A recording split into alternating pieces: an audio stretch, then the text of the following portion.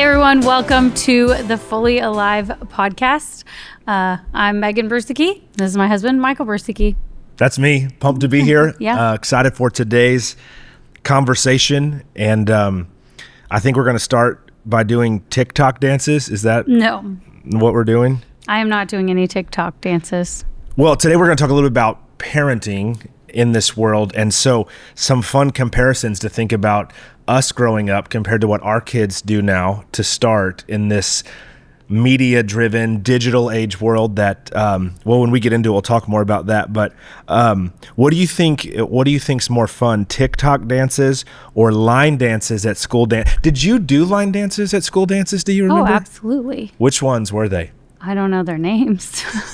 Do you know the names of line dances? Well, what's the one that everybody did where you hit your heel behind your leg? The Cotton Eye Joe, that was one. Oh, yeah. Was that? That'll wear you out. Yeah. But there's another one. I don't know. I don't remember the names of them.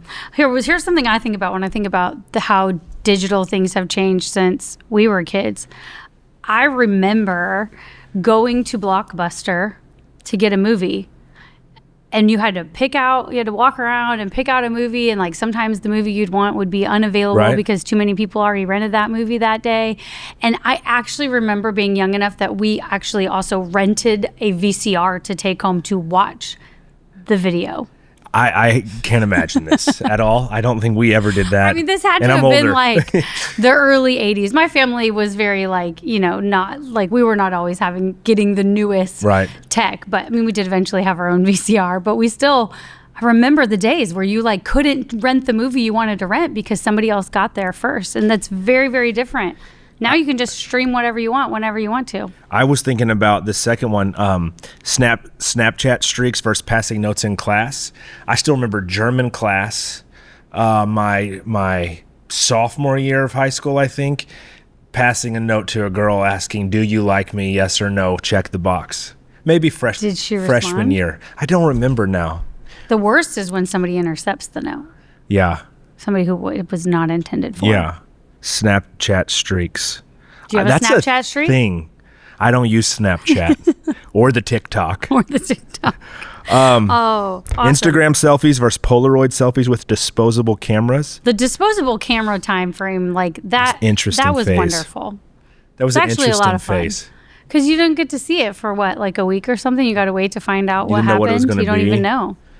Yeah. You don't even know what some photo somebody might have taken on your disposable camera. It's hard to believe, I think, when we step back, at least we're talking 30 years ago, maybe more, 35, 40 years ago in some of this. How different are things going to look 35 to 40 years from now? Yeah, that's crazy. That's wild for us to process. Yeah.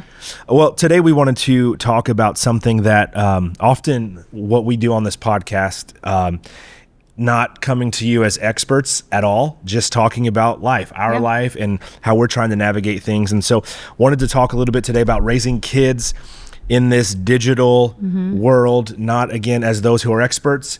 We are just living this figuring it out. And to share some of our experience, but also just some research and some data. Yeah. We're evolving in the perspective of changing. Our oldest is 18 years old and our youngest is 9. Mm-hmm. So this is very much real in our life. And so we wanted to talk just a little bit about social media, AI, just screens, technology in general. And how it's working. So jump in. I don't know. Well, okay, so let's start. There are some positives. Yeah. Right. The world has changed a lot. We have a lot of technology that we didn't have even when we were kids and so there's some definite positives that come with that. The connectivity, especially as someone who's, my family does not live in the same state that we live in. And so just being able to be connected, to share photos, to share life, to have a phone call, having a kid away at college, being able to, hear about what's going on in his life, check in through text and whatever, those are some major positives to the connectivity that we have. Yeah. And I think about even social media. I think about Instagram or back in Facebook. I think people still use Facebook. A little joke there, I know. But The number of people who have come to our church and gotten saved because they watched a reel or something in social media, the number of people who, watch encouraging videos that help them in a moment, or see something in the social media world that really does help them redirect their life potentially. And I'm thinking primarily about people who are not following Jesus at the time, or who are not committed into a local church community.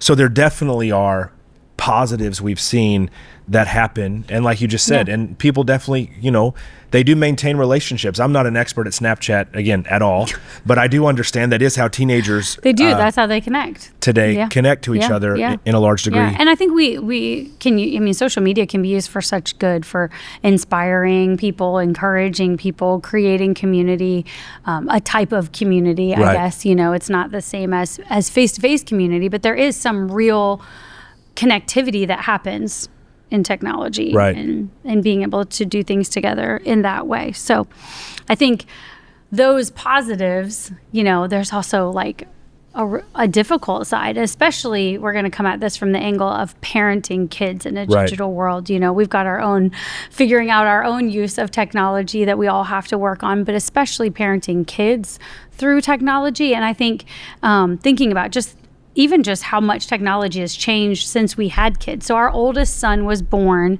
in 2007, the year the iPhone came out. The very first iPhone was created the year he was born. Do you remember you were like, I don't want an iPhone? Yes, I do. You were just like so adamant. I'm like, I don't need that in my life. And honestly, I don't need that in my life. I think I'm easily distracted. I had a Blackjack in 2007, I remember. A blackjack? That's what it was called, not a Blackberry. Blackberry? No, it was a because I felt like it was cooler than a Blackjack, because it just had a little bit more of a vibe to it than a Blackberry. Yeah. Hey, before we talk about, I know you love it when I do this, and so we can cut this out because this is pre-recorded. But before we talk about the parenting side, so stay right here where we are, 2007. When you said that, it made me think about how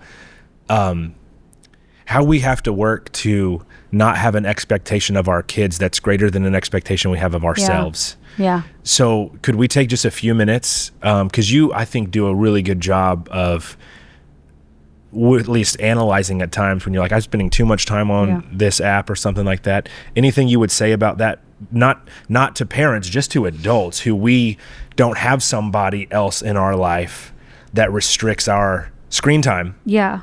What have you found that you would say is just an important self-actualization or like a self-governing aspect, maybe? Well, yeah, I was just looking, I thought I had a statistic somewhere that was about, parents, like, I don't have the stat, but the truth is, like, our media usage has a lot to do with what our kids end up doing. Yes. Like, it's very reflective of how much time we spend on our phones, how much time we spend on TV or playing video games or whatever.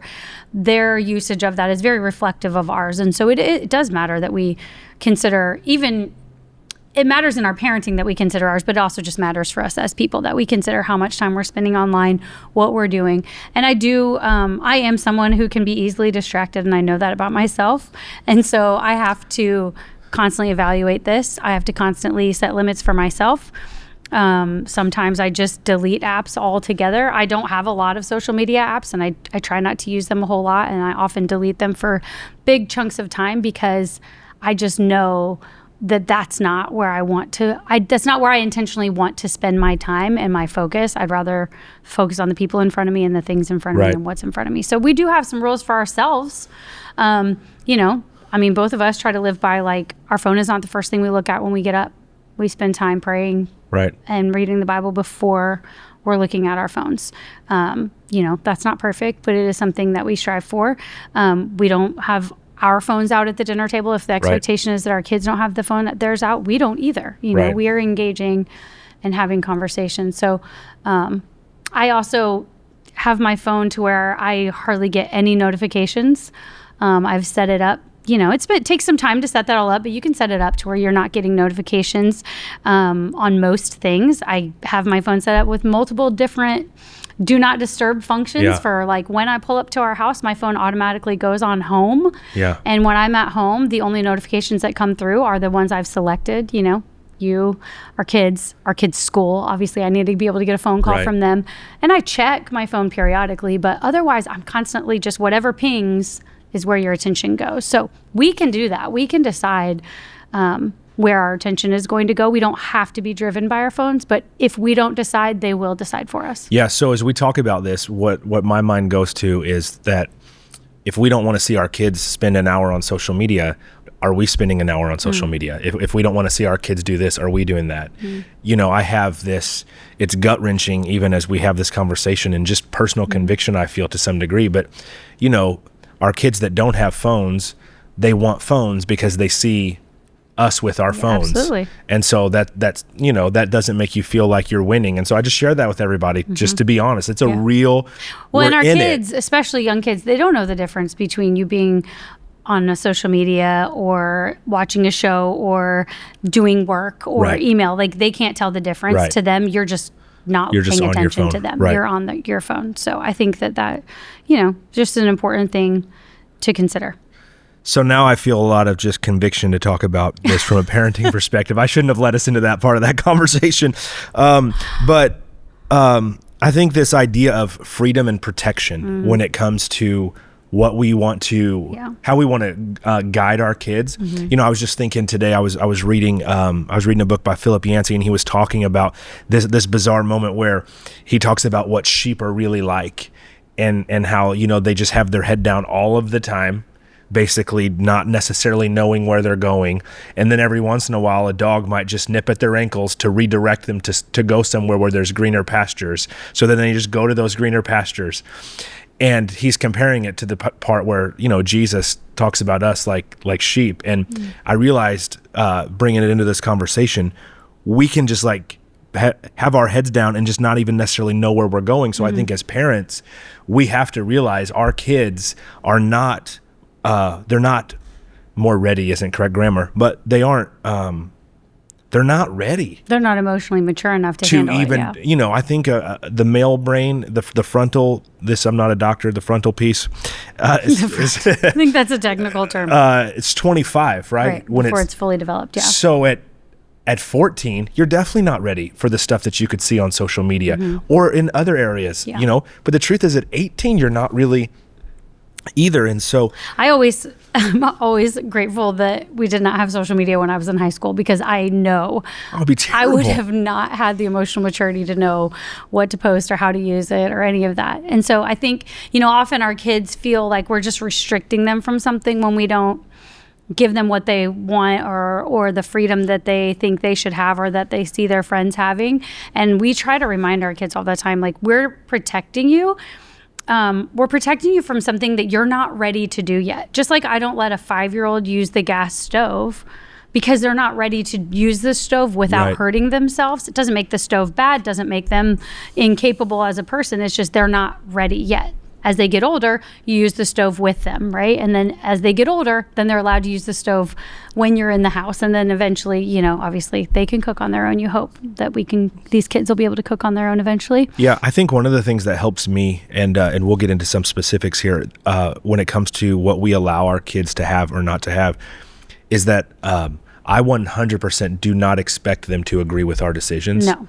I don't expect... Or to say thank you or appreciate it. I don't expect them to be happy about it. Yeah. Because there is a reality that I think how we would describe it is that we think parents at the best you can, and again, we are not ignorant to think that we have it all right or that our kids have it at all. So please know that's not what we're saying. But as parents, we would say you need to do your best to be involved. Yeah. To know what you can know about what's going on in your kids' lives, which also means knowing what's going on in your kids' phones. And so, I'll pick up our kids that have phones. Our 3 oldest have devices, age 14 and above, just to share that.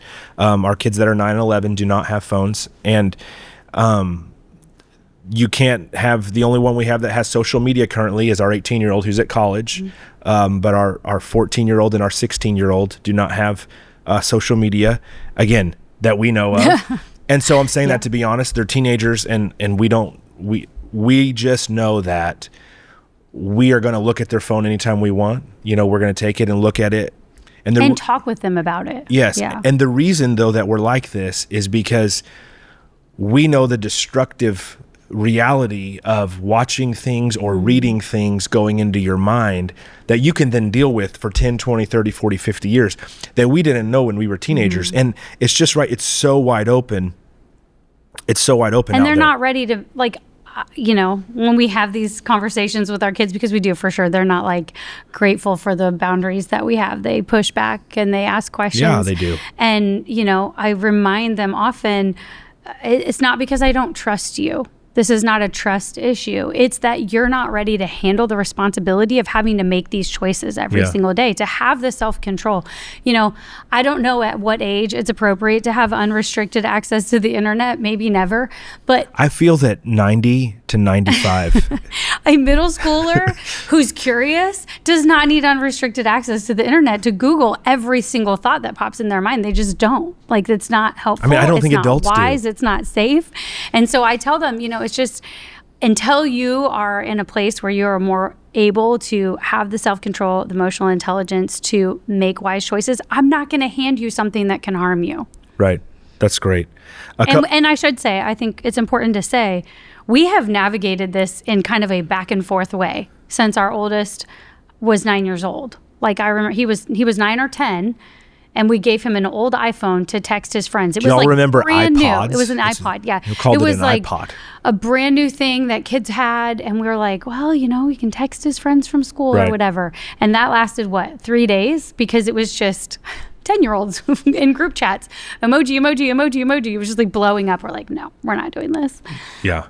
It's been a wild ride. And we've had different seasons where kids have had their phones taken back for a season because we've decided this is not, group chats are a hard thing to navigate as adults. They're certainly hard to navigate when you're in middle school and high school. And sometimes that's just not an added stress that a kid needs in their life. Yeah. So let's talk just some specifics, maybe that we've done and that we've learned. And maybe I would just say, if you're a parent and you don't do any of these things, you might consider some of these things. And those would be like time limits for apps, Yeah. So first, we would say all apps need time limits, because that's not true. The Bible app, no time limit. Our kids can spend as much time as they want. And I do think they can talk to their friends. And I bet you teenagers have found a way to post things in commenting. And maybe a teenager is going to listen to this and be like, I just found the new way to do this. But other than the Bible app and the Alive Church app, we put time limits on apps because we need that, right? Kids need that. Teenagers need that.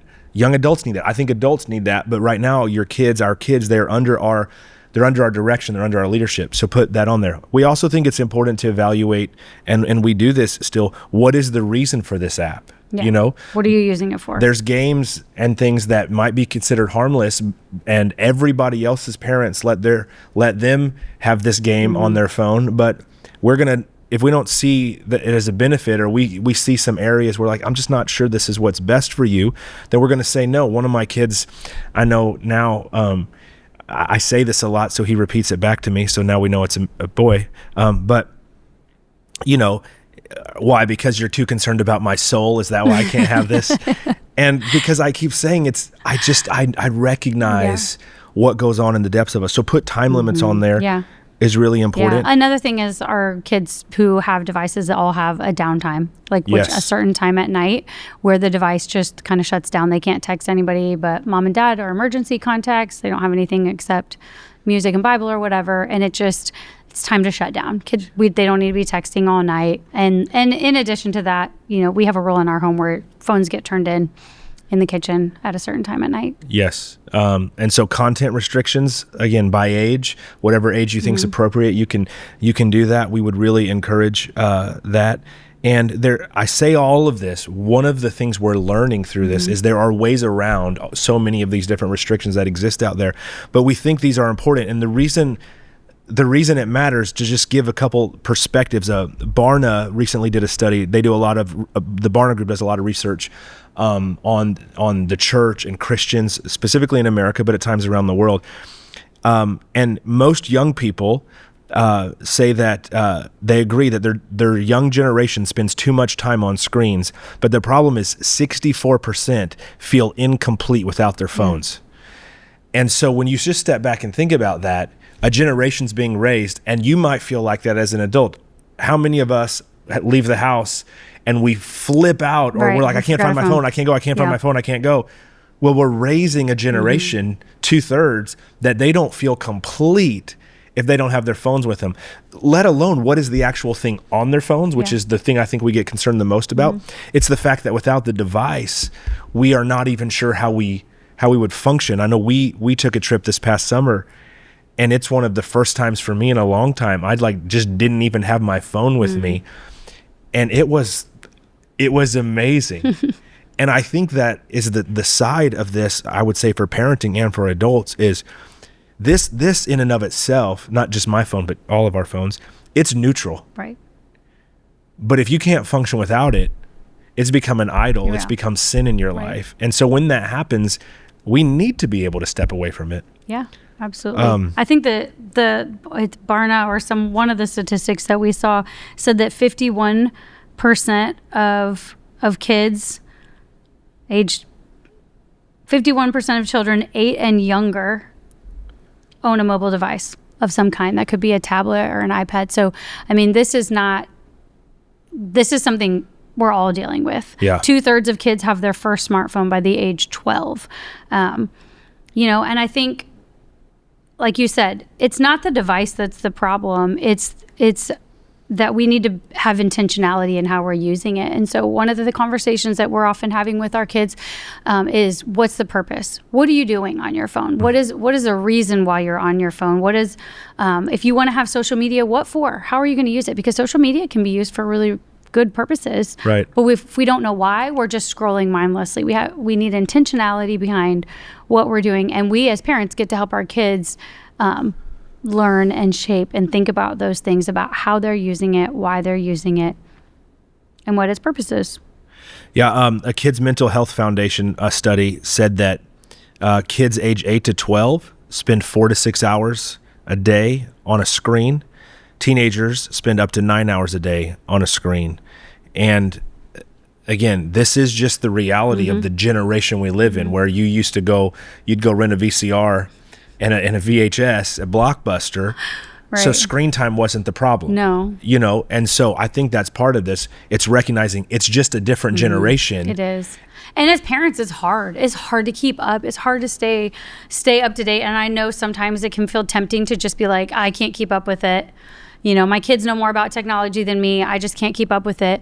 But I would just encourage parents, don't quit. It's worth it to keep up with it. Yeah. I know often I find, I thought I had that, boundary in place, but it's not. And so I need to adjust it, or I need to change it, or there's a workaround, or, I think even just on our TVs at home and YouTube, like you said, when we used to rent a VHS, like that was the one movie we could watch, and we could watch it again and again and again.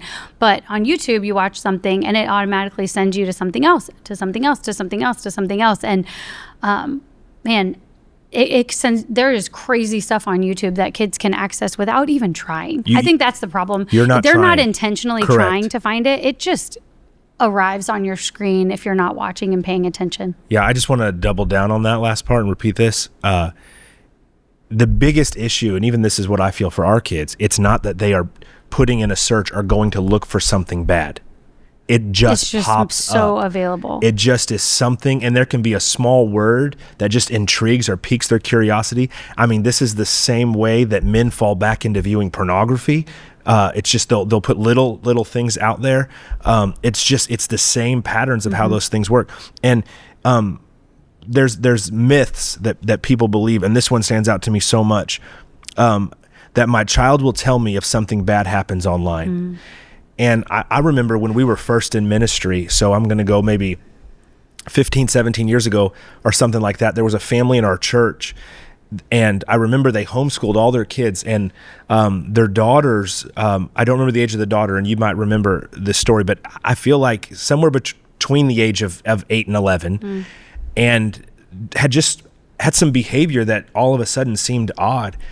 And in their homeschool, they were on computers. And again, this is like 15 or 17 years ago. Well, she had come across somehow pornography and had started watching it every single day.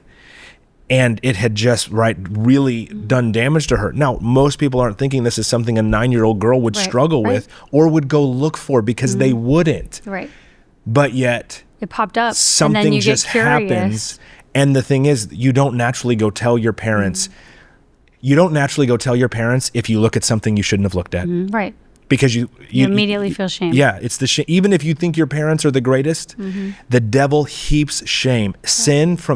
All sin draws the shame feeling from the enemy. The only way around that is repentance before Christ. And when you're obviously a child, you need to tell your parents. So I just wanted to share that part because I think that is what helps me parenting the most, is that I trust my kids. Yeah.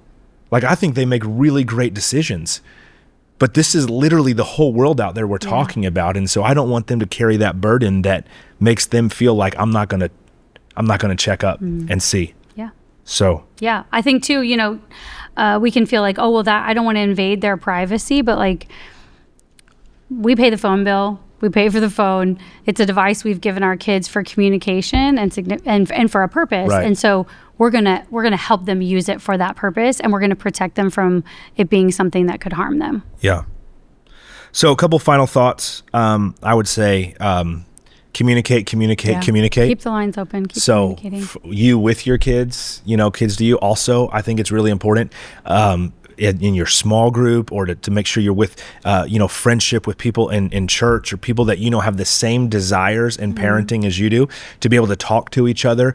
Because what happens is some kids, will go into things, and then that helps another parent be ready, but also just to be able to be honest and have conversation about this reality of the world we live in, because we don't know what 2026 will bring, or 2027. This is literally the fastest changing world that we know, is this world of technology. But I know, we're confident, open communication and people in your life is so helpful. Yeah, it absolutely. matters. And keep open communication with your kids.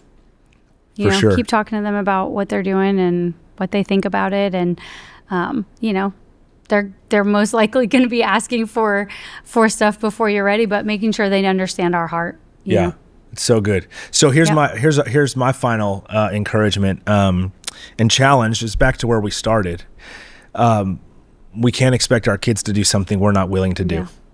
If we're not going to set boundaries for ourselves on our own phones or on our own devices or on our own life, if we're not going to put things in place with using technology and friendship to be more disciplined, then we can't expect our kids to. And so let's as parents, let's as adults, do what we can to lead the way in being self-controlled and being disciplined in the use of technology. Yeah, that's good. It's great. We'll see you soon.